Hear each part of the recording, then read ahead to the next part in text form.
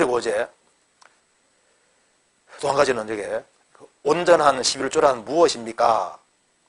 실수령에게서 10분의 1을 해야 하는지 아니면 월급 명세서에 적힌 금액에서 10분의 1을 해야 하는지요. 여기 이제 어떤 사람은 또 11조 무용론 주장하는 사람이 있잖아요. 근데 아닙니다.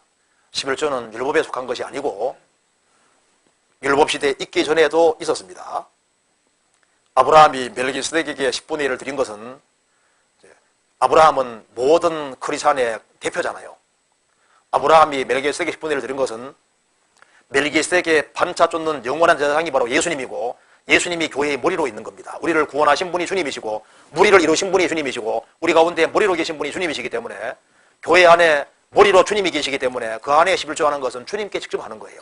그렇잖아요. 그런데 여기에 11조를 하는데 그 온전한 11조란 무엇입니까? 실수령에게서 10분의 1을 해야 하는지 아니면 월급 명세에서 적힌 금액의 10분의 1을 해야 하는지.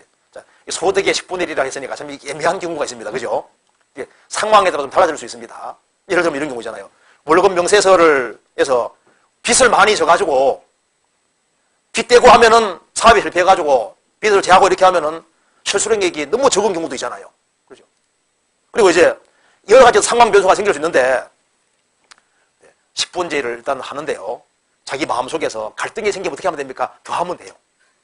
여기 온전한 11조라는 것은 꼭 10분의 1만 말하는 게 아닙니다.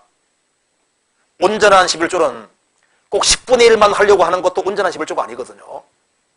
온전한 11조라는 것은 주님께 더 하려는 마음을 가지는 그 사람이 온전한 11조인 겁니다. 그래서 내 마음속에 인색한 마음이 생기면요, 더 해버리면 되는 거예요, 조금 더. 그죠? 갈등이 생기면 더 하면 되는 겁니다. 아, 내가 헌금하려고 딱 보는데, 보니까, 아니, 너무 많잖아. 자기 마음속에 그렇게 떠오르면요, 많아! 확 집어넣고.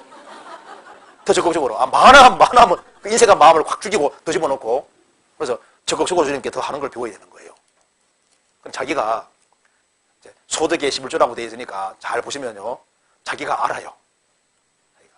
자기가 넉넉한 마음으로 하는지, 10분을 다 계산해서 최대한 적게 해가지고, 그렇게 하는지 그거 아시잖아요. 주님이 아실 겁니다. 그래서 온전한 11조라는 것은 넉넉한 마음으로 하는 걸 말하는 겁니다. 넉넉한 마음으로. 어떤 사람이 집이 몇 억짜리 집이 있는데요. 몸이 병들은 겁니다. 그래서 이제 죽게 생긴 겁니다. 그래서 하나님, 제가 제 병만 낫게 해주시면 제가 집을 하나님께 바치겠습니다. 근데 이제 기적적으로 나았거든요. 그런데 집을 바치겠다 했으니까 이제 인색해지잖아요. 그래서 머리에 궁디를 했습니다. 그래서 이제 집을 판다고 딱 해놓고 집은 예를 들어서 200만 원. 단 여기 우리 앞에 있는 나무가 있는데 나무는 3억 5천입니다. 꼭 이 집을 사는 사람은 반드시 나무를 사야 됩니다. 해가지고 이제 팔아가지고 3억 5천은 자기가 챙기고 200만 원 바치다 그러잖아요. 집 팔고 준다 그랬으니까 말씀대로 했다는 거예요. 그건 잘못된 마음이잖아요. 사람은 인색한 마음이 있어요. 그래서 이제 11조 생활하는 가운데 가능하면 넉넉한 마음으로 주님께 하는 것이 좋을 겁니다. 그리고 하나님께서 그 마음을 축복해 주실 거예요.